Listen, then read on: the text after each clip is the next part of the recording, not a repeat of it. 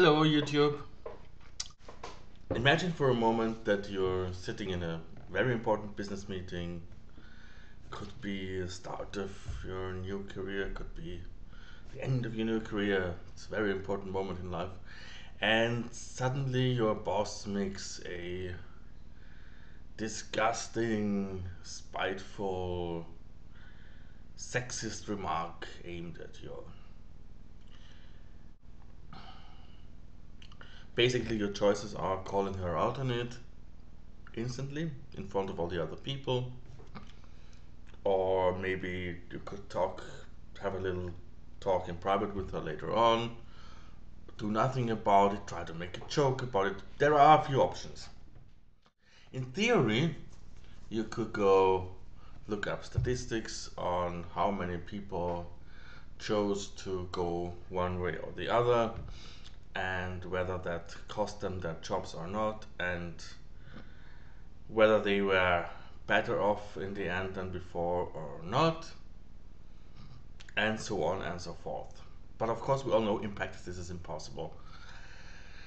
And anyhow, in this situation, you'll probably be hurt, angry, full full of negative emotion, and negative emotions have the tendency to override our rational critical thinking abilities, so you'd probably end up nowhere anyway.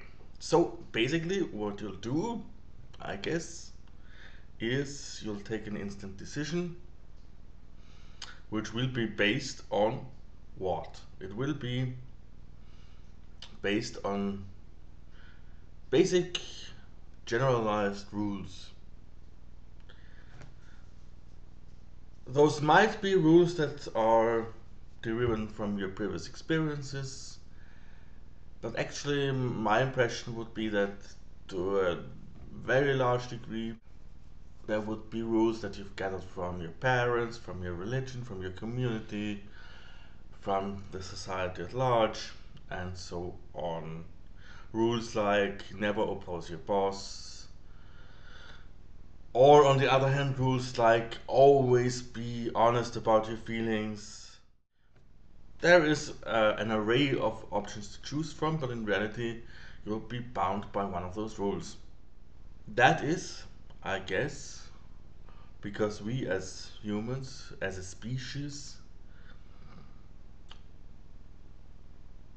have been extremely successful on this planet so far, precisely because we have this extremely highly developed ability to generalize.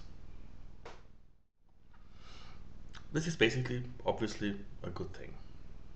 We cannot always be rational about everything because we just don't have the time, because thinking is work and does take time and energy, and you can't always afford to do that. And we have to have guidelines for our lives.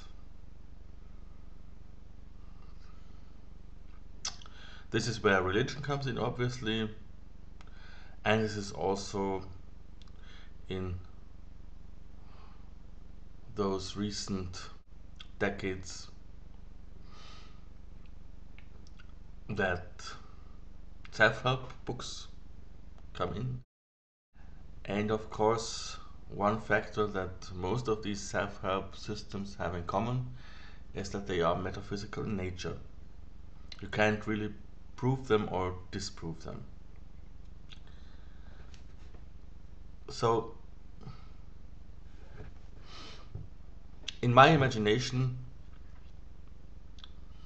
self help books, which I admittedly like to read a lot because I find them rather entertaining and sometimes even rather inspiring.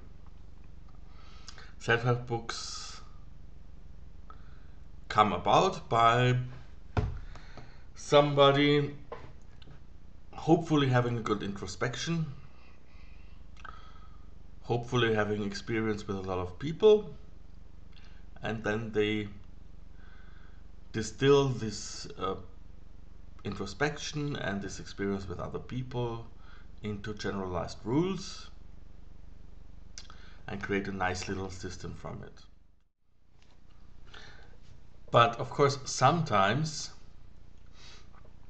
just sometimes, rather more than that happens. And people start getting hooked on their own system.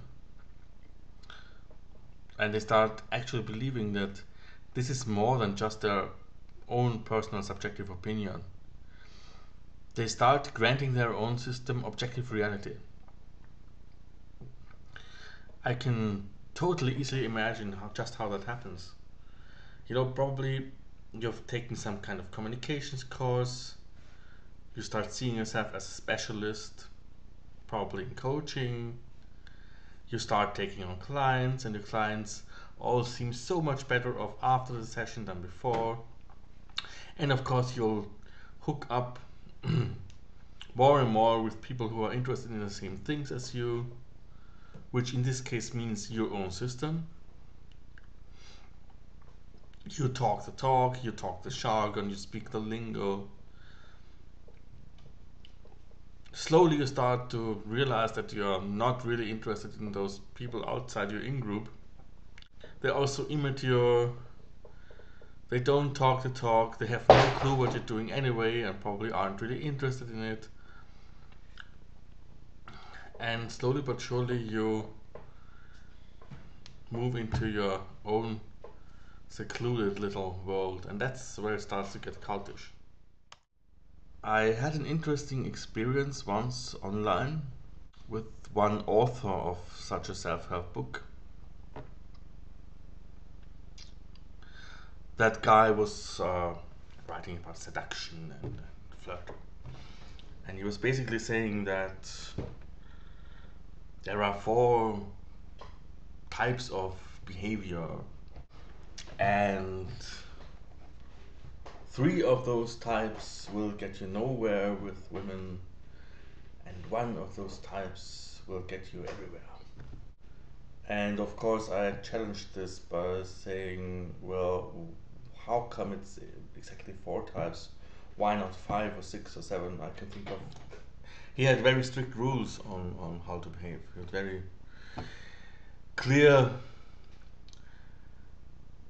expectations what would get him laid, really, and down to single phrases. And the real interesting part was how he went about defending his theory. Like, he was totally convinced that it helped a lot of people, and his repeated line was, those that have read my book and follow it to the letter are successful.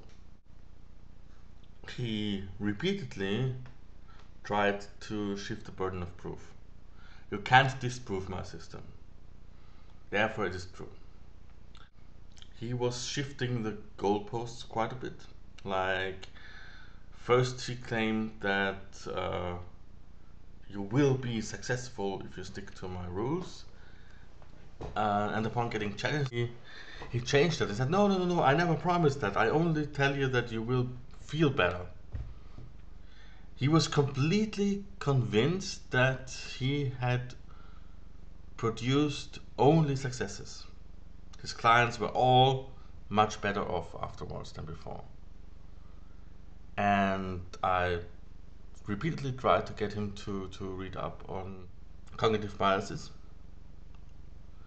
And he just basically just didn't react to it. It didn't, I think it just didn't get through what I meant, It's my personal experience, therefore it is true. Cognitive biases are a non-factor for some reason. You can't disprove it, therefore it is true. It's just the way that we defend our own little metaphysical irrational systems, and I'm not saying that I don't have those. I think we all have those, we all fall for our cognitive biases